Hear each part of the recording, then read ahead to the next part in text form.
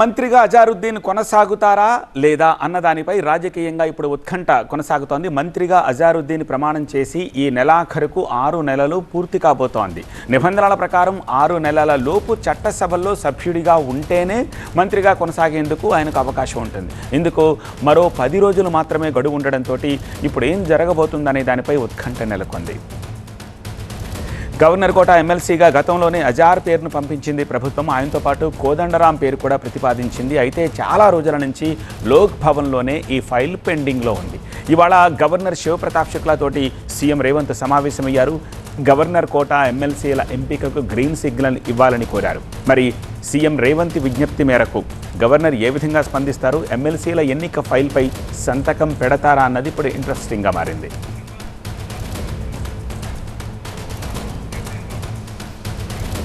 So గవర్నర్తో CM భేటీలో ఏం జరిగింది, పూర్తి డీటెయిల్స్ అందించేందుకు మా ప్రతినిధి అశోక్ లైవ్లో సిద్ధంగా ఉన్నారు. అశోక్, అజరుద్దీన్ మంత్రి పదవికి సంబంధించి ఇప్పటికే తీవ్రమైన చర్చ నడుస్తుంది. సో ఈ నేపథ్యంలో అటు గవర్నర్తో సీఎం భేటీ కావడం తీవ్ర ప్రాధాన్యత సంతరించుకోవాలని చెప్పొచ్చు. గత అక్టోబర్ 2015లో ప్రమాణ స్వీకారం చేసినటువంటి అజరుద్దీన్ ఇప్పటి వరకు కూడా ఎమ్మెల్సీగా ప్రమోట్ కాలేదు. సో ఈ నెలతో ఆయన 6 మంత్స్ కంప్లీట్ అవుతుంది. ఒకవేళ ఎమ్మెల్సీగా ప్రమోట్ కాకపోతే ఆయనకు ఉన్నటువంటి మంత్రి పదవి డిస్క్వాలిఫై అవకాశం ఉంటుంది. కాబట్టి దానికి సంబంధించిన దానిపైన అటు గవర్నర్ని కలిసినట్టుగా తెలుస్తుంది. అలాగే కోదండరాం కావచ్చు, అలాగే అజరుద్దీన్, ఈ ఇద్దరు ఎమ్మెల్సీలకు సంబంధించిన దానిపై అయితే తీవ్రమైన అయితే చర్చ నడుస్తుందని చెప్పొచ్చు. అయితే ఎమ్మెల్సీలుగా ఇద్దరిని ప్రమోట్ చేస్తూ అటు గవర్నర్కి సిఫార్సు చేసిన నేపథ్యంలో, గవర్నర్ కోటాలో గవర్నర్ సిఫార్సు చేసిన నేపథ్యంలో బీఆర్ఎస్కి సంబంధించినటువంటి నేతలు దీన్ని కరెక్ట్ కాదు అంటూ కూడా కోర్టుకు వెళ్ళిన నేపథ్యం మనం చూసాం. సో కోర్టులో ఇంకా గవర్నర్ నిర్ణయం తీసుకోవాల్సిన అవసరం ఉంటుందని కూడా కోర్టు చెప్పిన నేపథ్యంలో ఇప్పుడు గవర్నర్ కోర్టులోకి ఈ బంతి పడినట్టుగా తెలుస్తుంది. సో గవర్నర్ నిర్ణయం తీసుకోవాల్సిన అవసరం ఉంది. కాబట్టి ఇప్పుడు రేవంత్ రెడ్డి అటు గవర్నర్తో కలిసినట్టుగా తెలుస్తుంది. తాజా రాజకీయమైన పరిణామాలతో చర్చించడమే కాకుండా అలాగే మెయిన్గా ఈ ఇష్యూస్కి సంబంధించిన దానిపైనే అటు గవర్నర్తో కూర్చొని మాట్లాడినట్టుగా తెలుస్తుంది. దాదాపు 45 మినిట్స్ వరకు కూడా ఈ చర్చలు జరిగాయి. గవర్నర్ నుంచి సుముఖమైన వాతావరణం కల్పించినట్టుగా అటు సీఎంఓ నుంచి సమాచారం అందుతుంది. కానీ ఇంకా గవర్నర్ ఎలాంటి నిర్ణయం తీసుకోబోతాడో మాత్రం వేచి చూడాల్సిన అవసరం కనిపిస్తుంది. ఇప్పటికే అటు సీఎం కావచ్చు, అటు ప్రభుత్వం ఇప్పటికే వేరే ఆలోచనలు కూడా చేస్తున్నట్టుగా తెలుస్తుంది. ఎమ్మెల్సీలకు సంబంధించిన దానిపైన ఒకవేళ గవర్నర్ యాక్సెప్టెన్సీ లేకపోతే ఏం చేయాలి అనే దానిపైన కూడా ఇప్పటికే ఒక క్లారిటీగా ఉన్నట్టుగా తెలుస్తుంది. మొత్తానికైతే అటు గవర్నర్ ఎలాంటి నిర్ణయం తీసుకోబోతాడు, అటు అజరుద్దీన్కి సంబంధించినటువంటి మంత్రి పదవి దానిపైన ఎలాంటి చర్చ జరగబోతుంది, ఇంకేమైనా పరిణామాలు ఉంటాయా లేకపోతే సుముఖంగానే ఇది సాఫీగానే సాగిపోతుందని మాత్రం వేచి చూడాల్సిన అవసరం కనిపిస్తుంది. రైట్ అశోక్. నటుడు ప్రకాష్ రాజ్ మరొకసారి వివాదంలో ఇరుక్కున్నారు. కేరళ లిటరరీ ఫెస్టివల్లో రాముడు పండ్లు దొంగిలించారంటూ ప్రకాష్ రాజ్ చేసిన వ్యాఖ్యలు రాజకీయంగా మతపరంగా దుమారం రేపుతున్నాయి. రాముడిపై విషం చిమ్మే వాళ్లు కాలగర్భంలో కలిసిపోతారంటూ హిందూ సంఘ నేతలు తీవ్రస్థాయిలో విరుచుకుపడ్డారు. వేర్వేరు పోలీస్ స్టేషన్స్ లో కేసులు కూడా నమోదవుతున్న వేళ ఒక వీడియో సందేశాన్ని రిలీజ్ చేశారు ప్రకాష్ రాజ్. తన ప్రసంగంలోని మాటల్ని వక్రీకరించారని, అవతార పురుషుడైన శ్రీరాముణ్ణి ఎగతాళి చేయలేదంటూ వివరించారు. మతాన్ని అడ్డు పెట్టుకుని రాజకీయాలు చేసేవాళ్లు తనను యాంటీ హిందూగా చిత్రీకరిస్తున్నారంటూ విమర్శించారు ప్రకాష్ రాజ్. ఒక లిటరరీ ఫెస్టివల్లో ఆర్ట్ అండ్ ఇట్స్ రెసిలియన్స్ అనే ఒక విషయం మీద నేను చేసిన ప్రసంగం, సంవాదం, దాని నుంచి కొన్ని మాటల్ని మాత్రం తీసుకుని దాన్ని వక్రీకరించి నేనేదో అవతార పురుషుడు శ్రీరాముడిని ఎటకారం చేశానని, హిందూ ధర్మాన్ని హర్ట్ చేసే ఫీలింగ్స్ ఇచ్చానని కొందరు ఊగుతున్నారు. అన్ని ధర్మాన్ని అందరినీ ప్రేమించే నాకు అవసరమైతే లేదు. కానీ ధర్మాన్ని మతోన్మాదంతో అడ్డు పెట్టుకొని అసహ్యమైన రాజకీయం చేస్తున్న వాళ్ళని నేను అడిగే ప్రశ్నలకి సమాధానం ఇవ్వలేక కొందరు నన్ను యాంటీ హిందూ ధర్మ విరోధి అని బింబించడానికి ప్రయత్నిస్తున్నారు. పాపం వాళ్ళ ఏడుపు, వాళ్ళ కష్టం నాకు అర్థమవుద్ది. సో వాళ్ళకి సమాధానం చెప్పాలి.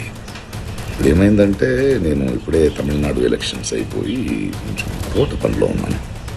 వర్షాకాలం వస్తుంది, ఎండాకాలం ఎండవుతుంది, చెట్లు మొక్కలతో మాట్లాడుకోవాలి. సో ఆ పనిలో ఉన్నాను, త్వరలో వస్తాను. అప్పటిదాకా మీరు మీ పనులు చూసుకుంటారా లేదా ఇలాగే వాగుతుంటారా, ఊగుతుంటారా, మీ డిసిషన్. వివరణ ఇవ్వడం కాదు, అన్కండిషనల్ గా ప్రకాష్ రాజ్ క్షమాపణ చెప్పి తీరాల్సిందేని హిందూ సంఘాలు డిమాండ్ చేస్తున్నాయి. మరోవైపు కొంచెం బిజీగా ఉన్నా త్వరలో వస్తా అంటూ ఒక ట్విస్ట్ ఇచ్చారు ప్రకాష్ రాజ్. ఆయన వచ్చి ఏం మాట్లాడతారన్నది ఆసక్తికరంగా మారింది. మా ప్రతినిధి విద్యాసాగర్ లైవ్ లో మరింత సమాచారం. సార్ విద్యాసాగర్, కొంచెం టైం తీసుకుంటాను, వస్తాను, మీ అందరికీ సమాధానం చెప్తానంటున్నారు ప్రకాష్ రాజ్. ఈ వివాదం ఇప్పట్లో సద్దుమణిగే అవకాశం కనబడట్లేదుగా?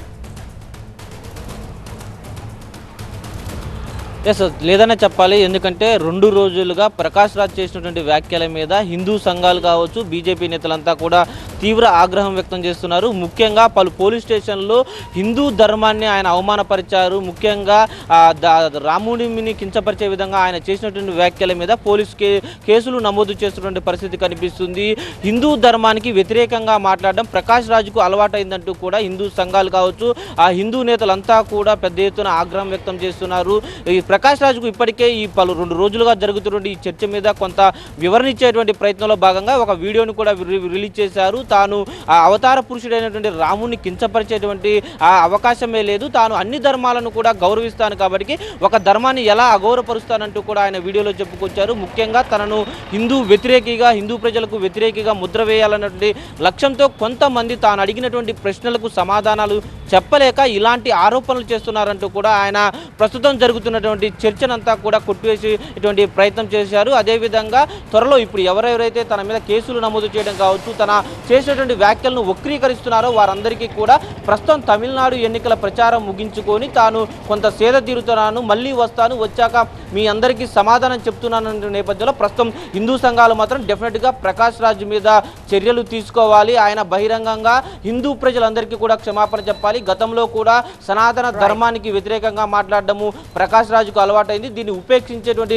ప్రసక్తే లేదు. డెఫినెట్గా ఆయన వచ్చి అన్కండిషనల్ అపాలజీ చెప్పాలంటూ కూడా హిందూ సంఘాల నేతలు డిమాండ్ చేస్తున్న పరిస్థితి కనిపిస్తుంది. ఇప్పట్లో అయితే ఈ వాదం ఫుల్ స్టాప్ పడేటువంటి అవకాశం కనిపించట్లేదని చెప్పాలి. Right Vidyasagar, thank you. Coming to fourth news, micro finance మోసం కేసులో ట్విస్ట్ నెలకొంది. ఈ కేసులో మంగ్లీపై ఆరోపణలు చేసిన హిమకాంత్ రెడ్డి పరారీలో ఉన్నారు. మొబైల్ స్విచ్ ఆఫ్ చేసిన హిమకాంత్ రెడ్డి అజ్ఞాతంలోకి వెళ్లిపోయారు. హిమకాంత్ రెడ్డి కోసం సైబరాబాద్ ఈఓడబ్ల్యూ పోలీసులు గాలిస్తూ ఉన్నారు. రమావత్ మధుతో కలిసి మంగ్లీ బాధితులను మోసం చేసిందని హిమకాంత్ రెడ్డి ఆరోపణలు చేస్తున్నారు. ఇన్వెస్ట్మెంట్ పేరుతో భరత్ చౌహాన్, మంగ్లీ సోదరుడు శివాతో పాటు మరికొందరు కలిసి చాలా మందిని మోసం చేశారని అడ్వకేట్ సుబ్బారావు ఆరోపించడంతో ఈ కేసు వెలుగులోకి వచ్చింది. అధిక వడ్డీ ఆశ చూపి కోట్ల రూపాయల పెట్టుబడులు లాగారన్నారు. శివ అండ్ టీం వసూళ్లకి పాల్పడితే మంగ్లీ ప్రమోషన్స్ చేశారన్నది సుబ్బారావు వాదన. మంగ్లీ పేరుతో రమావత్ మధు డబ్బులు వసూలు చేశాడని బాధితులు ఆరోపించారు. తామిచ్చిన డబ్బులనే, ఆ నోట్ల కట్టలనే భరత్ చౌహాన్ అనే వ్యక్తి లెక్క పెడుతున్నాడని కూడా చెప్పుకొచ్చారు. అయితే రమావత్ మధు మాత్రం కేసుతో మంగ్లీకి సంబంధం లేదని, అంతా హిమకాంత్ రెడ్డి అడ్వకేట్ సుబ్బారావు పనేనని వీడియో విడుదల చేశాడు. సీన్లోకి సరిత అనే మహిళను తీసుకొచ్చాడు. హిమకాంత్ రెడ్డి సుబ్బారావు సరితది క్రిమినల్ మైండ్ అని, తనను ఇరికించి వాళ్ళు తప్పించుకోవాలని చూస్తున్నారని ఆరోపించాడు. సరిత బాధితురాలు కాదని, ఆమెను విచారిస్తేనే అసలు నిజాలు బయటపడతాయని కొత్త కోణాన్ని తెరపైకి తెచ్చారు. ఇదే అంశానికి సంబంధించి మా సీనియర్ కరెస్పాండెంట్ రంజిత్ మరిన్ని అప్డేట్స్ అందిస్తారు. రంజిత్, అసలు ఈ మంగ్లీ కేసులో ఏం జరుగుతోంది? ఈ రమావత్ మధు వచ్చి ఒక ఆరోపణ చేస్తారు, మంగ్లీకి సంబంధం లేదని చెప్పి, మళ్ళీ హిమకాంత్ వచ్చి అంతా వీళ్లే చేశారని చెప్తున్నారు. అసలు ఏంటి, ఏం జరుగుతుంది? వీళ్ళు అజ్ఞాతంలో ఉండి వీడియోలు ఎందుకు రిలీజ్ చేస్తున్నారు? పోలీసులు ఏం చేస్తున్నారు? అంటే సైబరాబాద్ ఈఓడబ్ల్యూ పోలీసులు నమోదు చేసినటువంటి ఎఫ్ఐఆర్లో హిమకాంత్ రెడ్డి A2గా ఉన్నాడు. గతంలో ఆయన బాధితుడిగా చెప్పుకుంటున్నారు. రమావత్ మధు ద్వారా కూడా తను మోసపోయాను, రమావత్ మధు ఆ తర్వాత దాని వెనుక ఉన్నటువంటి నెట్వర్క్ ద్వారా కూడా తను మోసపోయానన్నటువంటి విషయాన్ని చెప్పుకొచ్చాడు. ఆ తర్వాత ఆయనే మంగ్లీ పేరుని తీసుకొచ్చాడు. మంగ్లీకి సంబంధించినటువంటి ఫోటోలు కావచ్చు, రమావత్ మధు ఆ తర్వాత మంగ్లీ తమ్ముడు శివ ఉన్నటువంటి పరిచయాలన్నింటినీ కూడా ఆయన ఫోటోల రూపంలో బయటకు తీసుకొచ్చాడు. సో ఈ డబ్బులంతా కూడా ఇక రమావత్ మధు వద్దే ఉన్నాయి. సో రమావత్ మధు వెనుక మంగ్లీ ఉందంటూ కూడా ఆయన ఆరోపణలు చేశాడు. దానికి రిలేటెడ్ కొన్ని రిలవెంట్ వీడియోస్ కూడా ఆయన బయటకు తీశారు. సో ఆ తర్వాత సైబరాబాద్ ఈఓడబ్ల్యూ పోలీసులకు ఫిర్యాదు వచ్చిన తర్వాత దాదాపు అక్కడ పటాన్ చెరువుకు సంబంధించి బాధితులు ఫిర్యాదు చేసిన తర్వాత సైబరాబాద్ ఈఓడబ్ల్యూ పోలీసులు కేసు నమోదు చేశారు. A1గా రమావత్ మధు ఉంటే A2గా ఇక్కడ హిమకాంత్ రెడ్డి ఉన్నాడు. సో అప్పటి వరకు కూడా హిమకాంత్ రెడ్డి మీడియాతో మాట్లాడాడు. తను మోసపోయాను, మంగ్లీ కావచ్చు, ఆ తర్వాత ఇక్కడ రమావత్ మధు ద్వారా కూడా తను మోసపోయాడని చెప్పిన తర్వాత ఇప్పుడు పోలీసులు ఎవిడెన్స్ అడిగేటువంటి క్రమంలో అతను విచారణకు రాకుండా పోవడం, ఒకవైపు ఫోన్ స్విచ్ ఆఫ్ చేసి అబ్స్కాండింగ్లోకి వెళ్ళిపోవడం పట్ల కూడా పోలీసులు ఆరోపిస్తున్నారు. అసలు హిమకాంత్ రెడ్డి పాత్ర ఏంటి? మొత్తం వ్యవహారంలో రమాకాంత్ రెడ్డి, అడ్వకేట్ సుబ్బారావు, ఆ తర్వాత రమావత్ మధు వీరి మధ్య ఎలాంటి వ్యవహారంలో గొడవలు తలెత్తాయి, అసలు ఏం జరిగింది, ఏ రకంగా బాధితుల నుంచి డబ్బులు సేకరించారు, ఇలాంటి విషయాలపై కూడా ప్రస్తుతం పోలీసులు ఆరాధిస్తున్నారు. సో ఇదే క్రమంలో న్యాయవాది సుబ్బారావుతో కూడా మాట్లాడారు. ఎందుకంటే న్యాయవాది సుబ్బారావు ఇక్కడ హిమకాంత్ రెడ్డి వీళ్ళంతా కలిసి పంజగుట్ట పోలీస్ స్టేషన్లో ఫిర్యాదు చేశారు కాబట్టి ఇప్పుడు హిమకాంత్ రెడ్డి అబ్స్కాండింగ్లో ఉండడంతో సుబ్బారావుని కూడా అప్రోచ్ అయ్యారు. సుబ్బారావు ద్వారా కూడా అసలు హిమకాంత్ రెడ్డికి సంబంధించి ఆబ్జెక్షన్స్ ఏంటి, హిమకాంత్ రెడ్డి ఎలాంటి గ్రౌండ్స్ పైన అంటే ఎలాంటి ఎవిడెన్స్ అనే వద్ద ఉన్నాయి, ఇలాంటి అంశాలపై కూడా ఈఓడబ్ల్యూ పోలీసులు దర్యాప్తు చేపడుతున్నారు. ఇప్పటికే సైబరాబాద్ ఈఓడబ్ల్యూకి సంబంధించి 2 టీమ్స్ ఆయన కోసం గాలిస్తున్నారు. అలాగే ఆయన వెనుకాల ఎవరున్నారు, ఎందుకంటే ఇక్కడ హిమకాంత్ రెడ్డి, రమావత్ మధు, సరిత వీళ్ళంతా కలిసి గతంలో కొలీగ్స్గా ఉన్నారు. ఆ తర్వాత మైక్రో ఫైనాన్స్ పేరుతో డబ్బులు కలెక్ట్ చేసిన తర్వాత వీళ్ళంతా కూడా గతంలోనే అరెస్ట్ అయ్యి రిమాండ్ కూడా అయ్యారు. ఆ రిమాండ్ నుండి బయటకు వచ్చిన తర్వాత ఈ మొత్తం తిరిగి జరిగినటువంటి గొడవల్లోనే ఈ ప్రధానంగా ఇక్కడ వివాదం తలెత్తినట్టుగా తెలుస్తుంది. సో ఇప్పుడు ఇన్ని రోజుల పాటు మంగ్లీకి సంబంధించిన పేరు తీసుకొచ్చిన తర్వాత ఇప్పుడు మంగ్లీకి సంబంధించిన అనేక వీడియోలు ఆయన బయట పెట్టిన తర్వాత ఒకవైపు పోలీసులు ఆయన విచారణకు రమ్మని కోరగా ఆయన 2 రోజుల నుంచి ఫోన్ స్విచ్ ఆఫ్ చేసి అజ్ఞాతంలోకి వెళ్ళిపోయాడు. హిమకాంత్ రెడ్డికి సంబంధించిన వ్యవహారంలో అసలు ఏం జరిగింది, ఈ కేసులో A2గా ఉన్నారు కాబట్టి రమావత్ మధు, హిమకాంత్ మధ్య ఉన్నటువంటి నెక్సెస్ని ఎస్టాబ్లిష్ చేసేటువంటి ప్రయత్నాన్ని పోలీసు చేస్తున్నారు. రమావత్ మధుని పోలీసులు కస్టడీలోకి తీసుకొని విచారించిన తర్వాత హిమకాంత్ రెడ్డి రోల్ పైన కూడా పోలీసులకు క్లారిటీ వచ్చే అవకాశాలు అయితే కనిపిస్తున్నాయి. Right, thanks for the updates Ranjit. ఇక పోలింగ్ తేదీ దగ్గర పడుతూ ఉండడంతో బెంగాల్లో రాజకీయం హీట్ ఎక్కింది. ఎన్నికల ప్రచారంలో టీఎంసీ, బీజేపీ దూకుడు పెంచాయి. డూఓ డై అన్నట్లుగా ప్రచారంలో దూసుకుపోతున్నాయి. ఇప్పటికే బీజేపీ అధినాయకత్వం బెంగాల్ను చుట్టుముట్టింది. బీజేపీ అగ్ర నాయకత్వమే కాకుండా వివిధ రాష్ట్రాలకు చెందిన బీజేపీ పార్టీకి చెందిన సీఎంలు బెంగాల్లో జోరుగా ప్రచారం చేస్తున్నారు. ఇవాళ బెంగాల్లో ఎన్నికల ప్రచారంలో పాల్గొన్న ప్రధాని మోదీ మమతా బెనర్జీ టార్గెట్ గా నిప్పులు చెరిగారు. బెంగాల్ మహిళలను టీఎంసీ మళ్లీ మోసం చేసిందని బంకురాలో నిర్వహించిన ఎన్నికల ప్రచార సభలో ఫైర్ అయ్యారు. 33% రిజర్వేషన్ కావాలని బెంగాల్ మహిళలు కోరుకున్నారని, అది కూడా 2029 లోక్సభ ఎన్నికల నుంచే అమల్లోకి రావాలని ఆశించారన్నారు. మహిళా రిజర్వేషన్ను కాంగ్రెస్ తో కలిసి టీఎంసీ కుట్రలు చేస్తుందని మండిపడ్డారు. కానీ బెంగాల్ బిడ్డలు ఎక్కువ సంఖ్యలో ఎమ్మెల్యే, ఎంపీలు కావడం టీఎంసీకి ఇష్టం లేదన్నారు మోదీ. అలాంటి టీఎంసీకి ఓటు అనే ఆయుధంతో పెద్ద శిక్ష వేయాల్సిన సమయం వచ్చిందని మోదీ పిలుపునిచ్చారు.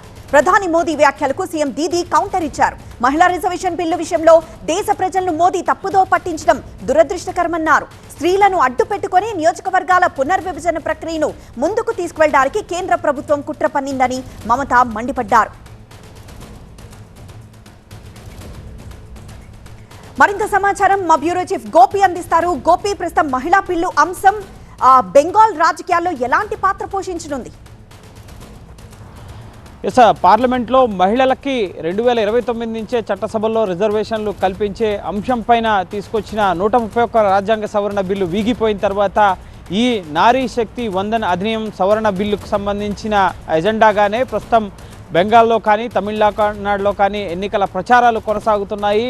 బెంగాల్లో ఎల్లుండుతో ముఖ్యంగా ఈ మొదటి విడత ప్రచారానికి 152 స్థానాలకి ఇటు ఏప్రిల్ 23వ తేదీన ఎన్నికలు జరగబోతున్నాయి. ప్రధాని మోడీ, అలాగే ఇటు బీజేపీ జాతీయ అధ్యక్షుడు నితిన్ నవీన్ సహా జేపీ నడ్డా, ఈ విధంగా కీలకమైన నేతలంతా కూడా ముమ్మరంగా ప్రచారాన్ని నిర్వహిస్తున్నారు. మహిళా వ్యతిరేకులుగా వీళ్ళున్నారు, వీళ్ళకి బుద్ధి చెప్పాలి ఎన్నికల్లో అంటూ ప్రధాని నరేంద్ర మోడీ ఈరోజు బెంగాల్లో 3 ఎన్నికల బహిరంగ సభల్లో ఆయన పాల్గొంటున్నారు. అలాగే మమతా బెనర్జీ కూడా దీనికి ధీటుగా ముఖ్యంగా మహిళలను అడ్డం పెట్టుకుని రాజకీయం చేస్తున్నారు. మహిళా బిల్లుకి అలాగే డీలిమిటేషన్ ప్రక్రియకు లింక్ పెట్టి మహిళ ద్వారా లబ్ధి పొందాలని చూస్తున్నారు. బీజేపీ పూర్తిగా రాజకీయం చేస్తోంది.